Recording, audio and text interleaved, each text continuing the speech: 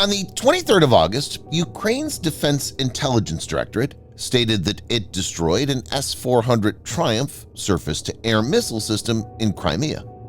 The attack took place around 10 a.m. local time near the village of Olenivka on Cape Tarkhankut. Defense Intelligence of Ukraine announced in its Telegram channel, as a result of the explosion, the installation itself, the missiles installed on it, and the personnel were completely destroyed.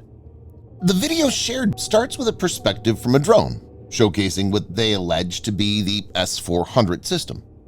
In an instant, a vibrant yellow explosion occurs, followed by an expansive eruption of dark gray smoke ascending into the sky.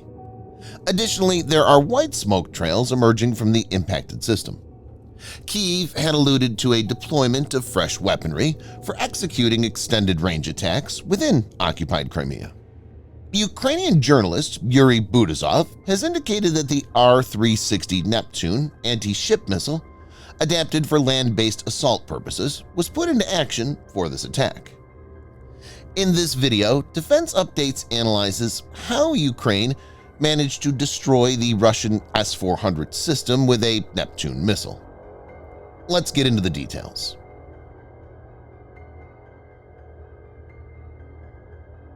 Yuriy Butusov stated in a Facebook post that Neptune missile destroyed a particularly important ground target, Podlet radar of the S-400 air defense system.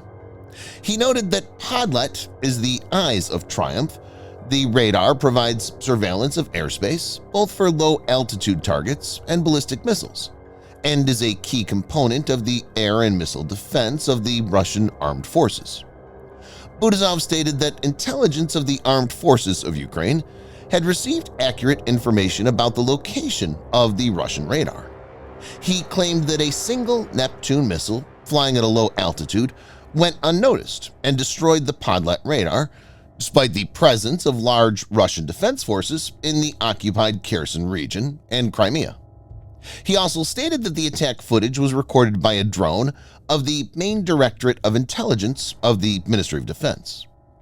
Butusov pointed out that the drone flew far behind the Russian lines, despite the presence of Russian sensors designed to detect aerial threats.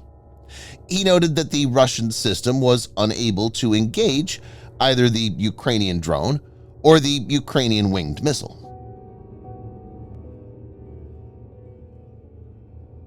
The S-400 Triumph air defense weapon system was developed by Russia's Almaz Central Design Bureau in the 1990s as an upgrade to the S-300 family. It's been in service with the Russian armed forces since 2007. It's designed to defend against aircraft, including fifth-generation stealth fighters, bombers, AWACS, cruise missiles, and ballistic missiles.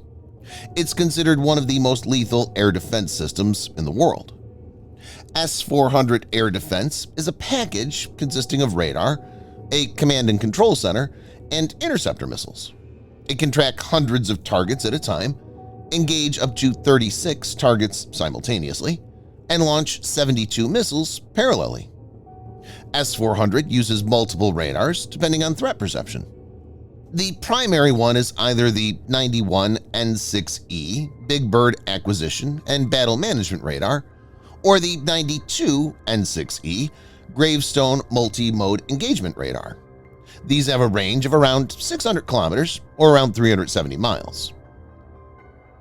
The main radar is complemented by other radars like 48YA6 Podlet K1. Podlet K1 is a mobile 3-coordinate S-band radar for low-altitude surveillance. It uses a phased array antenna for detecting and tracking low-altitude threats. S-400 deploys multiple missiles to cover its strike envelope. For example, it has 9M96E missile with a short range of 40 kilometers or 25 miles, 9M96E2 missile with a medium range of 120 kilometers or 75 miles, 48N6 missile with a long range of 250 kilometers or 155 miles, and 40N6 missile with a very long range of 400 kilometers or 250 miles.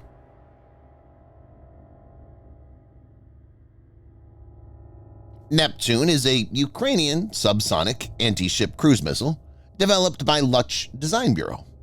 The design is based on the Soviet Kh-35 anti-ship missile with substantially improved range and electronics. The system is designed to defeat surface warships and transport vessels either in convoys or moving individually. The system entered service with the Ukrainian Navy in March 2021. When deployed, a Neptune coastal defense system comprises a USPU-360 truck-based mobile launcher, 4 missiles, a TZM-360 transport/reload vehicle, an RCP-360 command and control vehicle, and a special cargo vehicle. The system is designed to operate up to 25 kilometers or 16 miles inland of the coastline. A Neptune missile includes a rocket motor that is 5.05 meters, that's 16 foot 7 inches in length, with a cross-shaped hardwing. The system has a maximum range of about 300 kilometers or 190 miles. A single missile weighs 870 kilograms, that's 1,920 pounds, of which 150 kilograms or 330 pounds is the warhead. Neptune was used to sink Russian Black Sea Fleet's flagship Moskva. Importantly, there have been several unverified reports in the last few months that the missile has been modified for a land attack role.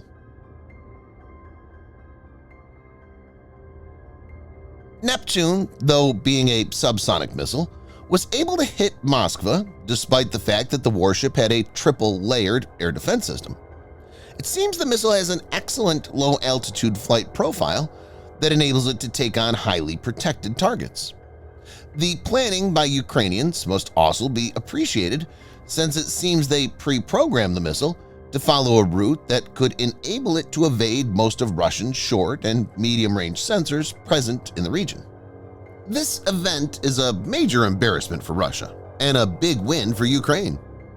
Cape Tarkhankut, situated on the western extremity of the Crimean Peninsula, extends into the Black Sea. Meanwhile, Olenivka lies approximately 90 miles or 145 kilometers to the south of the front lines in Kherson Oblast and around 115 miles or 185 kilometers southeast of Odessa. It's evident that this location holds strategic significance and is suitable for deploying a long-range air defense battery. Neutralizing this battery could potentially create a gap in Russia's air defense coverage over the peninsula and the northwestern part of the Black Sea. This could result in increased effectiveness of standoff strike missiles like Storm Shadow and Scalp EG, as well as other forms of attacks, including those executed by long-range kamikaze drones. Subscribe for more videos like this. Hit the like button if you find the video interesting, and kindly provide your feedback in the comment section. This will help us improve.